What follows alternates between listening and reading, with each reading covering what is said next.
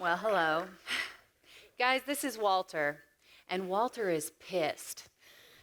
See, Walter had a womb mate, his twin sister, and she decided to bail out 6 weeks early. And it turns out when one comes, they all come. He was like, put me back in, give me a hot pocket. He would have stayed till college.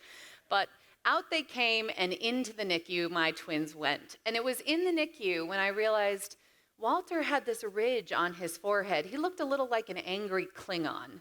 And I brought it up to my husband, angry Klingon. He said, stop being vain, he's beautiful. I brought it up to the nurses, and they said, no, the doctor. Finally, they did an ultrasound, I think, just to shut me up, and that's when they told me the news. Walter has craniosynostosis. It's a big word. Now let that sink in. And yes, I absolutely put this picture here of my 3 children in a sink just so I could use that pun. You are welcome. So what is craniosynostosis? Well, I didn't know. The nurses didn't know. The NICU doctors didn't know. Turns out it's pretty rare. But craniosynostosis is when a baby is born and his skull is entirely fused. So there's no openings. There's no spaces. It's not great. And I was left with a lot of questions. Literally, my son was born with a thick skull. So we took our cone-headed baby home with his twin sister, and he was just the happiest. And we didn't know what to expect, and we weren't getting any answers. And that's when they sent us to Children's Hospital of Los Angeles. It turns out they have an entire team, one of the best in the nation, a cranial facial team, all dedicated to doing cranial vault surgery. So they signed Walter up for surgery and set us on our path. Now, why surgery for such a cute, tiny baby?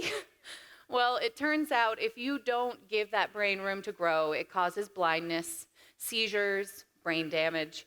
It's not great, and he was already starting to have vision issues, so time was of the essence. But there is nothing worse than dressing your sweet 8-month-old baby in a hospital gown and just not being able to explain to him what's happening and that it's going to be okay, because I myself wasn't sure what was happening. And as they wheeled him away, I lost it. And then they put you in a waiting room and they give you a little pager like you're going to have brunch at the Cheesecake Factory.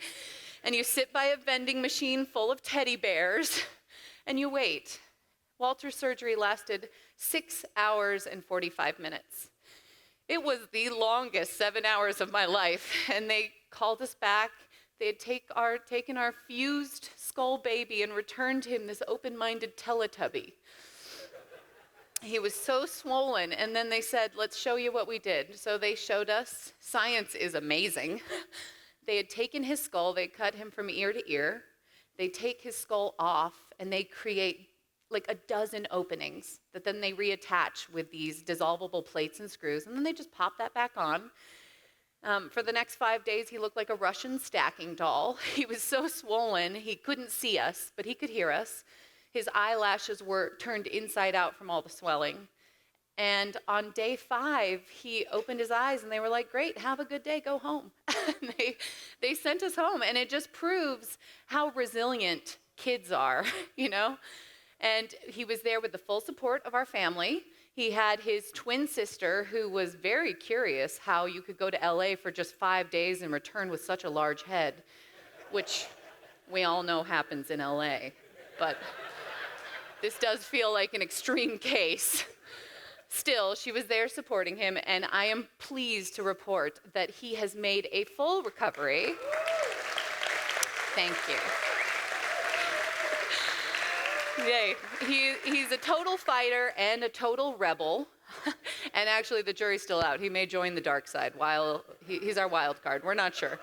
And we still have bad days, like when I tried to cut his hair during quarantine. I did my best. I obviously failed, but instead of looking like an angry Klingon, now he looks like a really sad German boy who dropped a strudel. And I am proud to report that his sister is just as vain as his mother. And she makes sure that everyone always looks fabulous before leaving the house.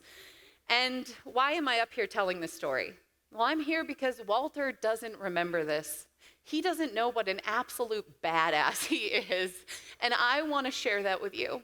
And he has got the scar to prove it, let me tell you. And don't scars make the best stories? So here is Walter, and he is our cranial warrior. Fun fact, Walter took the maximum amount of blood transfusions allowed for a child his age during that 7-hour surgery. So I would encourage all of you to go join the Rebel Alliance and donate some blood in the name of all our little fighters like Walter.